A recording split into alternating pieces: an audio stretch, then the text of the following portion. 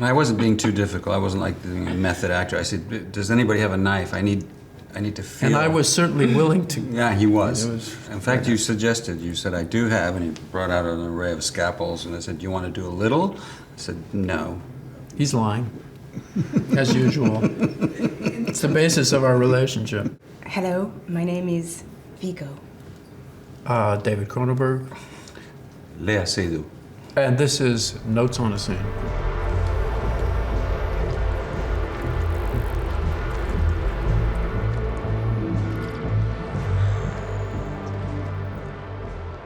I remember that this was one of the first scenes that we shot, I think. Yes. I kind of understood the under meaning of it, which is surgery is the new sex. Oh my God, I wish I had known that before. Yeah. So for me it was, actually it's like a sex scene. It's sort of suggested in the script, but also you can see the way that Léa is dressed. She's in very sort of subdued clothes before this, but suddenly she's being a performer here, and it's a very sexy outfit, and she is seething with passion. And that this is the idea that surgery is the new sex is for real in this world.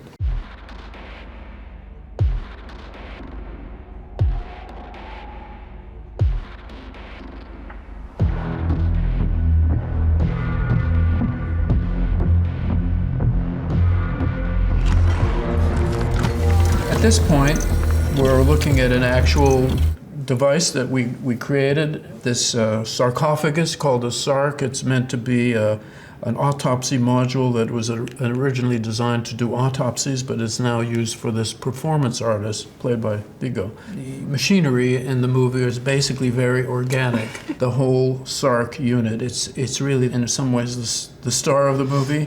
Aside from these two, I made sure that I had a nice wide shot of it and moving around it to get the textures, which are very insect-like, or let's say lobster-like. And you were concerned about the fact that you weren't going to be able to make the actual incisions in my body. It was disappointing, right? That's correct. So we knew that we were going to have to do a lot of VFX. And right here, that plate that sinks and separates and reveals Viggo's torso, that is totally CG. Tricky to get the right perspective, the right blurriness of focus, and so on. These dissection tool arms are also totally VFX. We did build these, and in other scenes they are puppeteered, and they're physically puppeteered.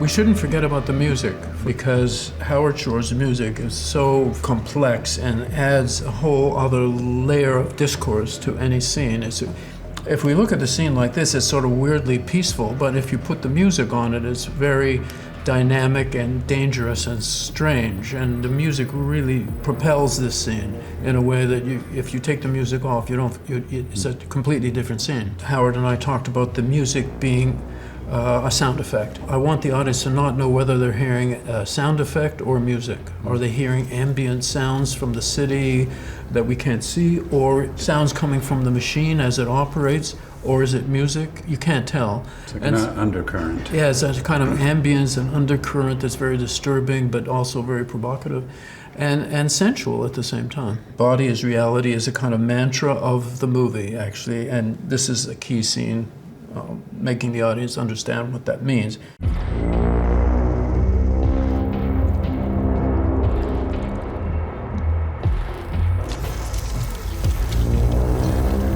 She is controlling the module using this device that's attached here. In other words, she's playing it and she's operating all of these things that you're about to see. Even that module, the lights on it and so on, were CG after the fact. We didn't build it to be electronically active. It's just a kind of a spongy thing that Léa has to make it come alive by playing it like an organ. It needed to be sensual, and because it's also very technical, I had to imagine, of course, because you did it in post-production. Yes, it's the basic design parameter of the movie, and there are other machines that are not really machine-like, they're very organic, but they operate like machines. We have what we call the orchid bed, and we have the chairs, the breakfaster chairs, which look very skeletal. And it's all integrated. This is what industrial design has been left with in this sort of decaying world.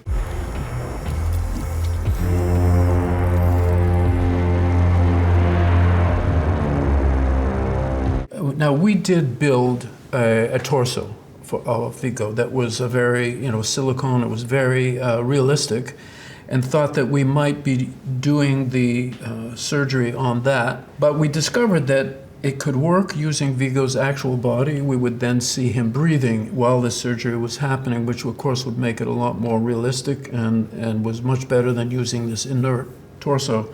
So the surgery here, though, is 100% CG. I think the arms here are actually physical puppets that were operated by rods, and then we later took the rods out in post.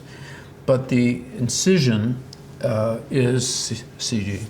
And it was a question of finding the rhythm of it, the depth of it, the blood, how much blood. The blood was added, of course.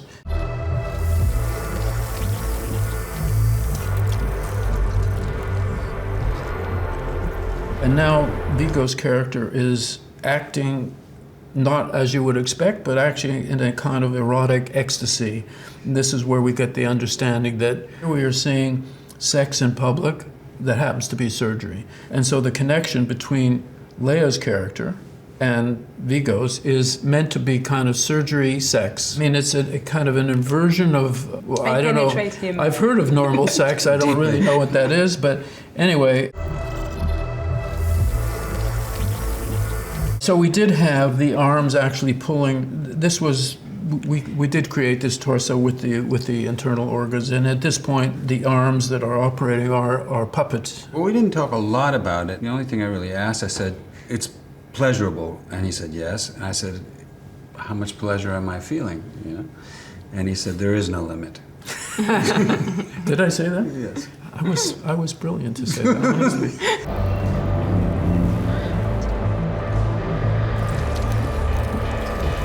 It gives me two things to have artists as central characters. It gives me a chance to talk about art and from a perspective that maybe is not obvious or common, but at the same time it allows me not to make a movie about movie making, which would bore me totally.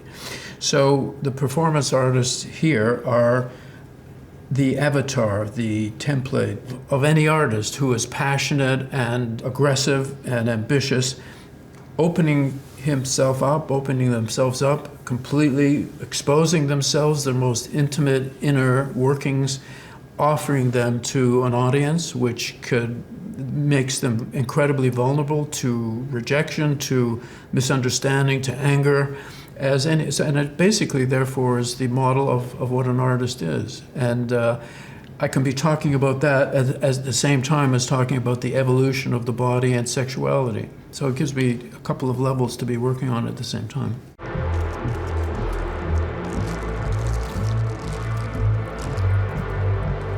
And now we have Scott Speedman, who's eating a bar, which... Synth bar. That synth bar is very crucial. I'm so excited to make that mark. It actually seems to be an odd thing. Why is this character eating a chocolate bar in the middle of this surgery? Is it significant? Well, it turns out to be very significant because it's a bar that would be toxic to a normal human being, but to those who have started to transition into an evolved human who can actually process toxic materials like plastic, it becomes their food and their sort of rebellion. To suggest that this is a society in which there's a kind of combination of radical modern technology, but the basis of society has really started to crumble, and there's kind of really old tech that's left. That there are no cell phones, for example, there are no cars in the movie, and yet you have something as weirdly sophisticated as this, which, if you play it, you can see that would be rather a difficult thing to actually create, that she's controlling it. Is it Wi-Fi? We don't know exactly how it's working, but we get the feeling that society has started to crumble in a major way, and part of that is expressed through old technology being the only kind of technology that continues to work.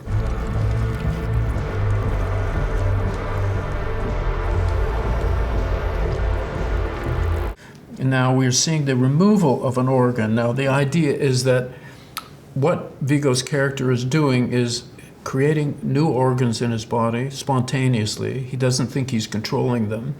And they are being removed after being tattooed by Léa's character. So the idea is that these organs are considered to be dangerous in this new society because they suggest the evolution of a new kind of human being that might be not actually human. And so to make sure they keep track of it, we have the National Organ Registry, and part of that is tattooing these organs so that they can be identified and classified. And it's really part of a government trying to keep control of some strange things that are happening in the population. But for these two, it also becomes part of their performance art, and the tattooing becomes an artistic statement these organs represent, kind of weird internal organ rebellion against normality. Just the fact that people are deciding what to do with their own bodies. And that they are in control of it, and they're deciding whether to remove these organs or allow them to continue to grow. Mm-hmm. And of course it has, strangely and sadly, has huge political repercussions right now. When I wrote it 20 years ago, I wasn't thinking of that specifically, but this is always a go-around about who controls the bodies of the citizens, who controls women's bodies, who controls the bodies of transgender people, it's like, are you allowed to do that? Can the government actually tell you what to do with your body and not, even if it doesn't affect anybody else? It becomes a kind of a hot button. So this is a big deal. The audience is gasping, they're excited. Viggo is in ecstasy because finally, this is the apotheosis of his creativity.